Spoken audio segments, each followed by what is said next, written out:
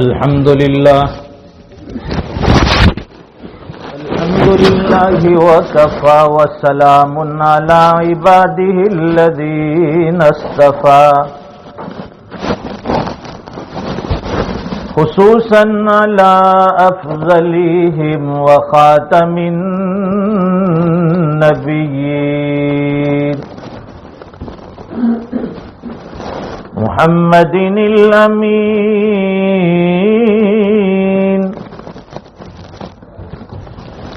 وعلى آله وصحبه أجمعين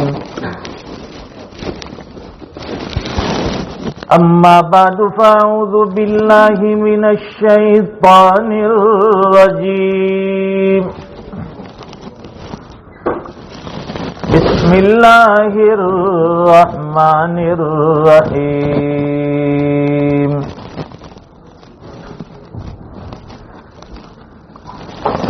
وَلَقَدْ فَتَنَّا سُلَيْمَانَ وَأَلْقَيْنَا عَلَى كُرْسِيِّهِ جَسَدًا ثُمَّ أَنَابَ صدق اللہ العظیم. ایک مرتبہ درود پاک پڑھیں. اللہم صلی علی سیدنا و مولانا محمد وعلى آل سيدنا محمد وبارك وسلم. بزرگوں اور دینی بھائیوں،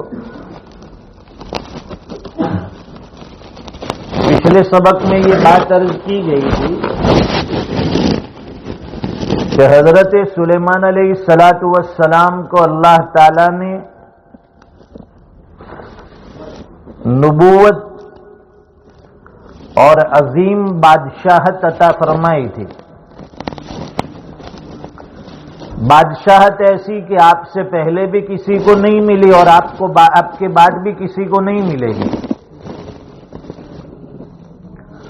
دعا مانگی تھی کہ اللہ ایسی بادشاہت عطا فرما جو میرے بعد کسی کو نہ ملے.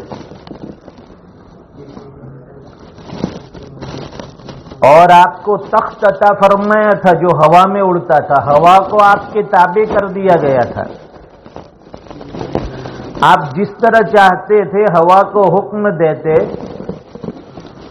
اور تخت یہ اللہ کے حکم سے جب آپ ہوا کو حکم دیتے تھے ہوا اس کو لے کر اڑتی تھی. ہوا جہاں چاہتے تھے اسے لے جاتے تھے.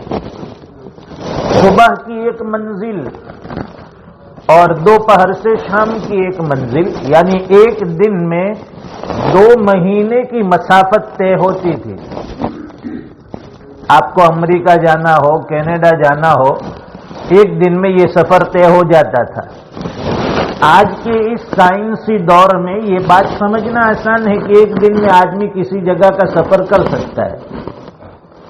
لیکن اس زمانے میں جب حضور پاک صلی اللہ علیہ وسلم کی پیدائش سے لے کر حضرت سلیمان علیہ السلام کی وفات کے درمیان 1700 سال کا فاصلہ،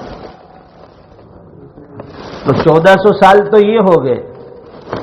اور وہ سوچئے کہ 1700 سال تو اتنے طویل عرصے میں اس طرح کی ٹیکنالوجی یعنی انسان کی حیثیت اور طاقت سے پرے ہے. یہ چیز یہ وہ تخت جو تھا اللہ کے حکم سے حضرت سلیمان علیہ السلام کو لے کر چلتا اور اتنی طویل مسافت ایک دن میں طے فرما لیتے تھے. اب یہ تخت آپ کو کیسے ملا؟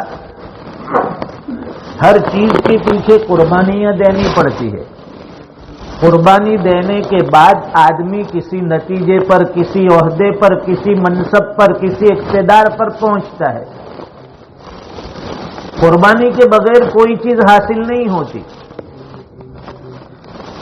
اگر کوئی 3 دن دعوت و تبلیغ میں لگا لے اور اس کے بعد کہے کہ مجھے 4 مہینے کا امیر بنا دیا جائے تو اسے وہ امیر نہیں بنایا جاتا.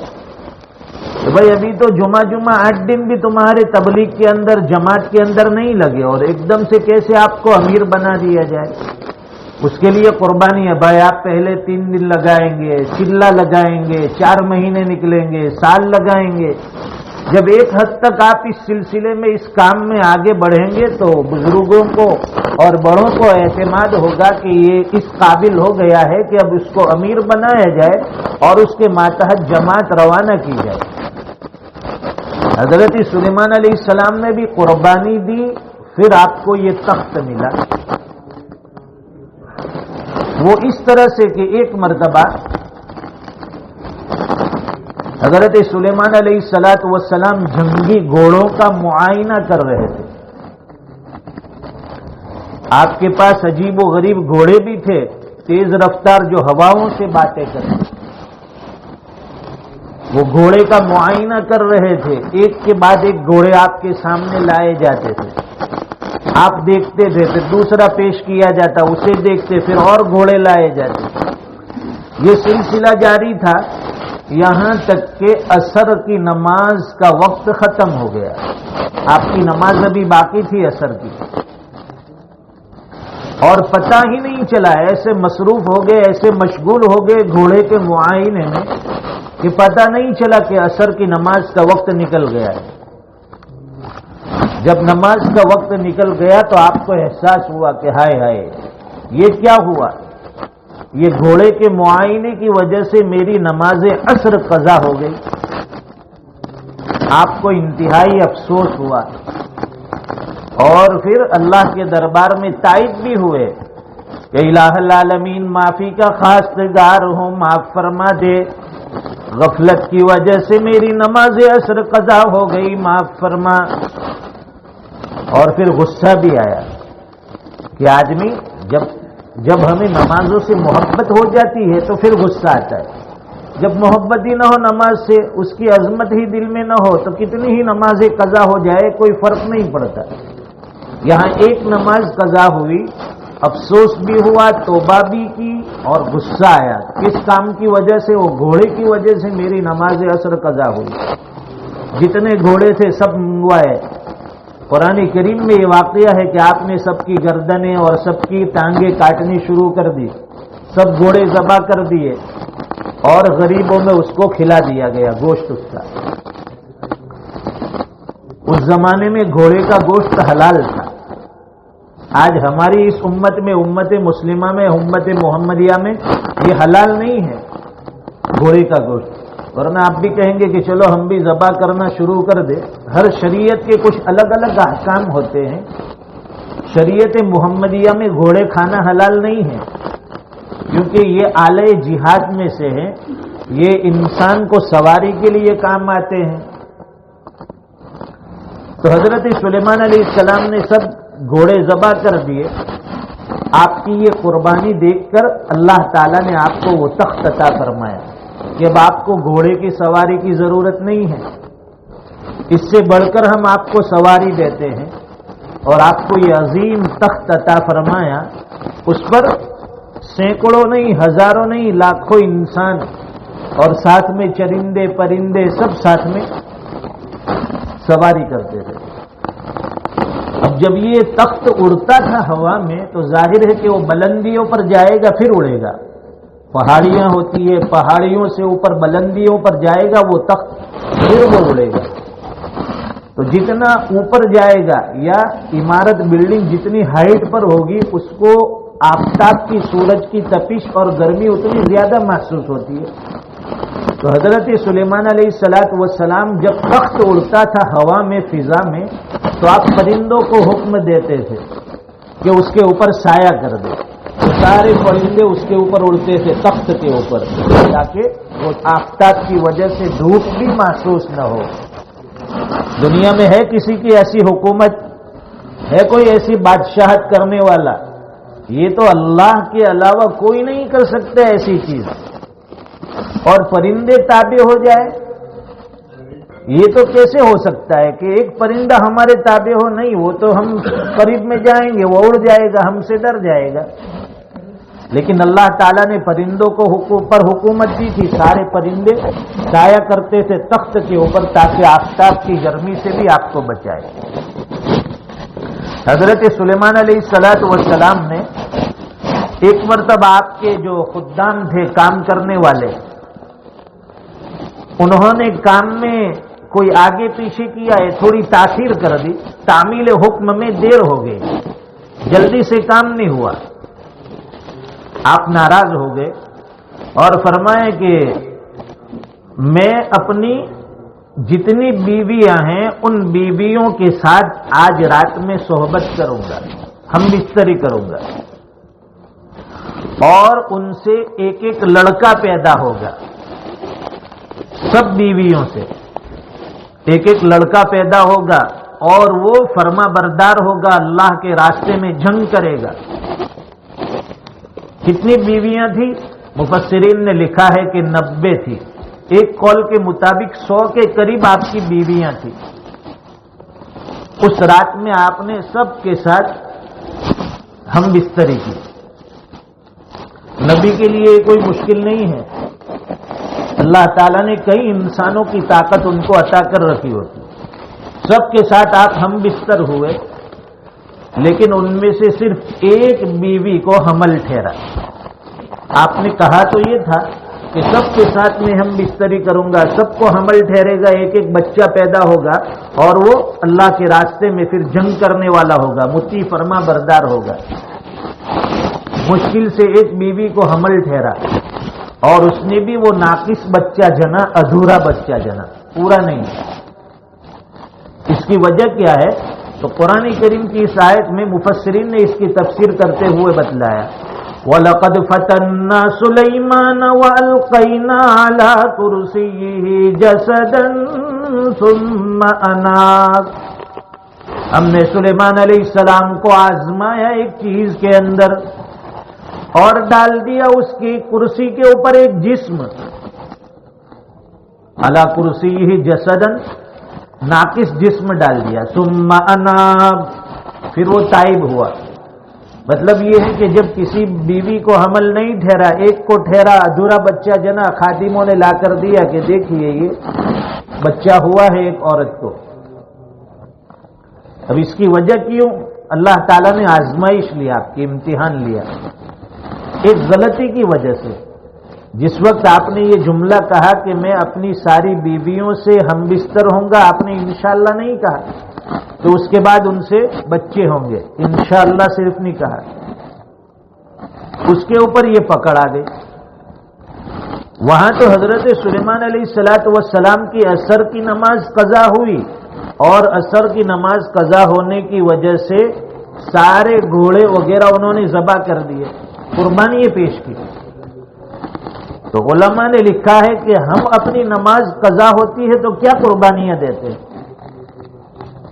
حضرت تھانوی رحمت اللہ علیہ نے علاج بتایا ہے، نماز کا تو نہیں لیکن دوسرے گناہوں کا، کہ جب بھی ہم سے کوئی گناہ ہو جائے یا اللہ کی اطاعت میں غفلت ہو جائے تو فرماتے ہیں کہ اپنے اوپر کوئی جرم، کوئی سزا عائد کرو، تب جا کر یہ ہمارے گناہوں کی عادت چھوٹے گی۔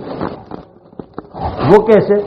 جیسے کوئی نافرمانی ہو گئی اللہ کی، نماز باجماعت چھوٹ گئی، یا کوئی نماز قضا ہو گئی، تو اپنے اوپر سزا کہ بھائی ایک نماز قضا ہوگی تو اس کے بدلے میں 100 رکعت میں پڑھوں گا دوسری نفل۔ تو دیکھیے ایک مرتبہ صرف عمل کر کے دیکھیے، پھر کبھی نماز قضا نہیں ہوگی۔ یا پھر کوئی گناہ ہو جائے تو اپنی ذات پر سزا مقرر کیجئے کہ اگر مجھ سے کوئی گناہ ہو جائے، صغیرہ گناہ ہو یا کبیرہ، تو اس کے اوپر میں 100 پاؤنڈ اللہ کے راستے میں خرچ کروں گا۔ ایک مرتبہ گناہ ہوگا، 100 پاؤنڈ نکالے گا، پھر اس کو دوسرے گناہ کے وقت فوراً یاد آئے گا یہ تو 100 پاؤنڈ نکالنے پڑیں گے، لائٹ بل نے گیس بل کہاں سے بھروں گا پھر؟ تو گناہ کے اوپر سے انسان کو کنٹرول ہوگا، اسٹاپ ہو جائے گا، گناہ نہیں ہوگا۔ یہاں انہوں نے انشاءاللہ نہیں کہا، اور اللہ کی طرف سے پکڑ ہوئی، آزمائش ہوئی کہ کسی بیوی کو حمل نہیں ٹھہرا، ایک کو ٹھہرا، وہ بھی ناقص بچہ۔ حضور پاک صلی اللہ علیہ وسلم کے پاس بھی یہودی آئے تھے، یہ واقعہ آپ کے ساتھ بھی ہوا تھا، قرآن کریم میں ہے سورہ کہف کے اندر، کہ یہودی آئے تھے حضور پاک صلی اللہ علیہ وسلم کے پاس، اور آ کر آپ سے 3 سوال کیے تھے۔ حضور پاک صلی اللہ علیہ وسلم سے پہلا سوال کیا کہ روح کی حقیقت کیا ہے؟ یہ انسان کے اندر جو جان ہے، جو روح ہے، جس سے یہ مشین ہمارا باڈی چلتی پھرتی ہے، یہ نکل جائے تو ختم، پھر اس کو انسان نہیں کہیں گے۔ سامنے کوئی آدمی بیٹھا ہے، بھائی اس کا نام تو محمد ہے، کیوں کہ اس کے اندر روح ہے، جان ہے، اللہ نے دی ہے، وہ باریک اور لطیف چیز ہے، وہ نکل جائے گی، آدمی بے جان ہو جائے گا۔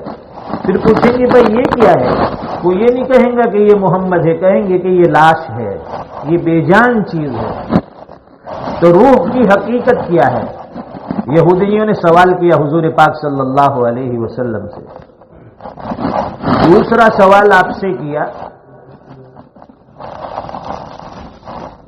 کہ اصحاب کہف کون تھے؟ اصحاب کہف کا کیا واقعہ پیش آیا؟ تیسرا سوال انہوں نے کیا کہ سکندر ذوالقرنین کون تھا؟ یہ تین سوال آپ سے کیے۔ اب ظاہر ہے کہ یہ تو اصحاب کہف کا واقعہ حضور پاک صلی اللہ علیہ وسلم کی پیدائش سے سینکڑوں سال پہلے، کئی زمانے پہلے کا تھا، اور ذوالقرنین کا واقعہ بھی آپ کی پیدائش سے سینکڑوں سال پہلے کا تھا۔ اس زمانے میں کوئی بک تو تھی نہیں کہ بھائی ہمیں کوئی چیز معلوم نہ ہو لاؤ فلاں بکس اٹھاؤ، کتب خانے سے، لائبریری سے فلاں بک نکالو، فلاں کتاب نکالو، دیکھ لو اس میں کیا لکھا ہے۔ حضور پاک صلی اللہ علیہ وسلم تو امی تھے، پڑھے لکھے بھی نہیں تھے، تو کتاب کا مطالعہ بھی کیسے ہوتا ہے؟ یہ تین سوال کیے کہ روح کی حقیقت کیا، اصحاب کہف کون تھے، اور ذوالقرنین، سکندر ذوالقرنین کون تھا؟ اب اس کے جواب مطلوب تھے۔ حضور پاک صلی اللہ علیہ وسلم نے فرمایا کہ میں آئندہ کل اس کا جواب دوں گا۔ آپ نے فرمایا آئندہ کل اس کا جواب میں دوں گا، اور آپ نے بھی انشاءاللہ نہیں کہا۔ تو 10 دن تک وہی اسٹاپ ہو گئی۔ حضرت جبرائیل علیہ السلام وہی لے کر نہیں آئے، ورنہ جب ضرورت ہوتی وہی لے کر تشریف لاتے تھے۔ آپ بار بار آسمان کی طرف دیکھتے تھے، انتظار میں تھے کہ جبرائیل آئیں گے، وہی لائیں گے، یہودیوں کو جواب دینے ہیں۔ اب یہاں عزت کا بھی سوال ہے کہ آئندہ کل وعدہ کر چکے ہیں جواب دیں گے، لیکن تاخیر ہوئی۔ یہ تنبیہ تھی اللہ کی طرف سے۔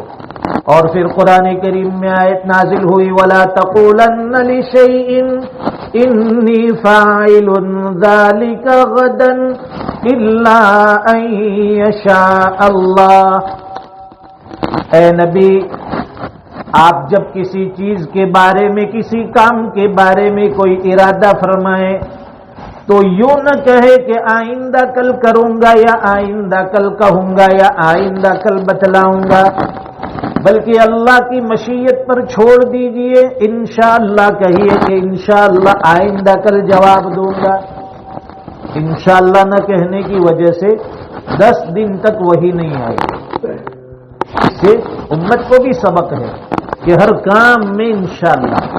ہم بار بار بھول جاتے ہیں اور بھولنے کی عادت ہو جاتی ہے۔ کوئی کچھ کہے گھر سے کچھ لانے کے لیے تو گھر آتا ہے خالی منہ لے کر، بیوی پوچھتی ہے وہ چیز میں تو بھول گیا، جاتے وقت یہ نہیں کہا تھا کہ انشاءاللہ یہ لے کر آؤں گا، انشاءاللہ یہ کروں گا۔ کسی سے وعدہ کریں گے تو بھی انشاءاللہ آئندہ کل آپ سے ملاقات کروں گا، انشاءاللہ آئندہ کل ہم فلاں جگہ جائیں گے۔ دعوت کے ساتھی ہم نے دیکھے ہر کام میں انشاءاللہ۔ انشاءاللہ مغرب کی نماز کے بعد گشت ہوگا، انشاءاللہ فلاں وقت میں عمومی تعلیم ہوگی، انشاءاللہ فلاں وقت میں فلاں کی ہر چیز کے اندر پہلے انشاءاللہ۔ جب انشاءاللہ ہماری ہر چیز میں، ہمارے ہر کام میں، ہمارے ہر عمل میں شامل ہوگا تو اللہ کی طرف سے نصرت اور مدد ہوگی، اور ایسی مدد ہوگی کہ جس میں آدمی کبھی دھوکہ نہیں کھائے گا۔ تو ہم بھی یہ نیت کریں کہ انشاءاللہ اپنے ہر عمل میں، ہر کام میں اس دعا کو شامل کر لے، اس جملے کو شامل کر لے۔ کسی سفر کا ارادہ ہے، انشاءاللہ آئندہ مہینے مجھے فلاں جگہ سفر کرنا ہے۔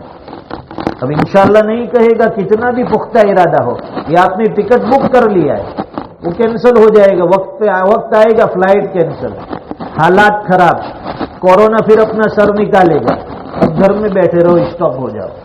جب انشاءاللہ کہیں گے اللہ تعالیٰ راستے ہموار کرتے جائیں گے، حالات کھلتے جائیں گے، اللہ کی طرف سے مدد آتی جائے گی، اور اللہ کی طرف سے جب مدد آتی ہے تو انسان کھلی آنکھوں سے دیکھتا ہے، نہ سوچا ہوا کام ہو جاتا ہے، نہ سوچے ہوئے حالات دور ہو جاتے ہیں، بڑی بڑی پریشانیاں تکلیفیں اللہ تعالیٰ دور فرماتے ہیں۔ تو آج کے اس سبق میں دو باتیں بتائی گئی کہ ایک تو حضرت سلیمان علیہ السلام کو جو تخت ملا تھا وہ قربانیوں کے بعد ملا تھا، اس لیے آج ماشاءاللہ جماعت بھی آئی ہے، اور جماعت کے اندر سب سے زیادہ چیز کی ضرورت ہے وہ قربانیاں۔ آدمی جتنی بھی قربانیاں دیتا جائے گا دین انشاءاللہ ہماری زندگیوں میں آئے گا۔ حالات آئیں گے، صبر کرنا پڑے گا۔ یہ دعوت و تبلیغ کے اندر حالات آتے ہیں، جماعتیں نکلتی ہیں، صبر کرنا پڑتا ہے، کبھی بھوکے بھی سونا پڑتا ہے۔ کئی جماعتیں جب ایسے وقت پہنچتی ہے رات کے وقت ہوٹل بھی بند ہے، کھانا بھی نہیں ہے، جو کچھ پاس میں ہوتا ہے بریڈ وغیرہ وہ چبا کر کھا لیا، سو گئے۔ کبھی کھانے کے اندر حالات، کبھی ساتھیوں کے اندر انبن، بہت سے ساتھی ایسے ہوتے ہیں پہلی مرتبہ نکلے ہیں، انبن ہوتی ہے، ناسمجھ ہوتے ہیں، وہ جھگڑے بھی کرنے لگتے ہیں، صبر سے کام لو۔ تو فرماتے ہیں کہ اس کام کے اندر جتنی بھی مشقت اٹھائیں گے، جتنے بھی مجاہدات کریں گے، جتنی بھی صبر کریں گے، اللہ تعالیٰ زندگیوں میں دین اتنا راسخ فرمائیں گے، اتنا مضبوطی کے ساتھ دین زندگی میں آئے گا۔ تو ایک سبق تو یہ ملا کہ جب آدمی قربانیاں دیتا ہے تو پھر اللہ کی طرف سے اسے ترقی ملتی ہے، دنیاوی کاروبار کے اندر ہو یا دین کے اندر ہو، جس لائن میں بھی آپ قربانی دیں گے اللہ تعالیٰ اس لائن میں آپ کو کامیاب بنائیں گے۔ اور دوسرا سبق یہ ملا کہ اپنے ہر عمل میں، ہر کام میں ہمیں انشاءاللہ کہنا ہے، انشاءاللہ آئندہ کل یہ کریں گے، انشاءاللہ حضرت سلیمان علیہ السلام کا واقعہ آئندہ کل باقی سنائیں گے۔ آج ہمارے دعوت کے ساتھی ہیں، ان کا بھی کوئی عمل ہوگا، وہ بھی تھوڑی دیر ابھی گفتگو کریں گے دعا کے بعد انشاءاللہ۔ دعا فرمائیں۔ اللهم صل على سيدنا ومولانا محمد وعلى ال سيدنا ومولانا محمد صلاة تنجينا بها من جميع الأحوال والآفات وتقضي لنا بها جميع الحاجات وتطهرنا بها من جميع السيئات وترفعنا بها عندك أعلى الدرجات وتبلغنا بها أقصى الغايات من جميع الخيرات في الحياة وبعد الممات إنك على كل شيء قدير ربنا آتنا في الدنيا حسنة وفي الآخرة حسنة وقنا عذاب النار۔ اے اللہ ہمارے گناہوں کو معاف فرما، خطاؤں سے درگزر فرما، رحم کا، کرم کا، عافیت کا، غفاری کا، ستاری کا، خیر کا معاملہ فرما۔ اے اللہ ہر خیر مقدر فرما، ہر شر سے حفاظت فرما۔ ماضی میں جتنے بھی گناہ ہوئے ہیں پیارے اللہ معافی کے فیصلے فرما، سچی پکی توبہ والی زندگی عطا فرما۔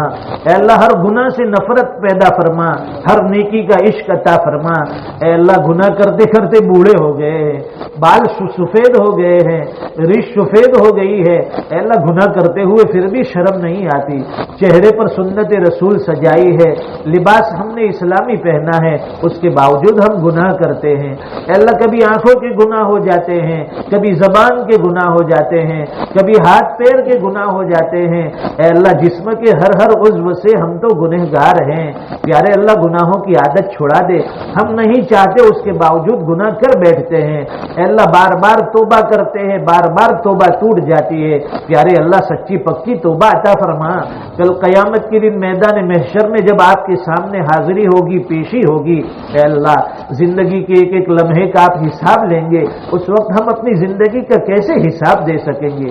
اے اللہ زندگی تو نافرمانیوں میں گزری ہے، زندگی تو گناہوں میں گزری ہے، اے اللہ غفلت کوتاہی میں گزری ہے، نمازوں کو چھوڑتے ہوئے گزری ہے، اے اللہ دین سے دور رہ کر ہم نے زندگی گزاری ہے، معاف فرما دے، باقی زندگی طاعت مرضیات والی عطا فرما دے، دینداری والی زندگی عطا فرما دے، شریعت کا پابند بنا دے، ہمارے اہل و عیال میں بھی دین زندہ فرما، گھروں میں دین کے چرچے پیدا فرما، گھروں میں دینداری والی زندگی عطا فرما۔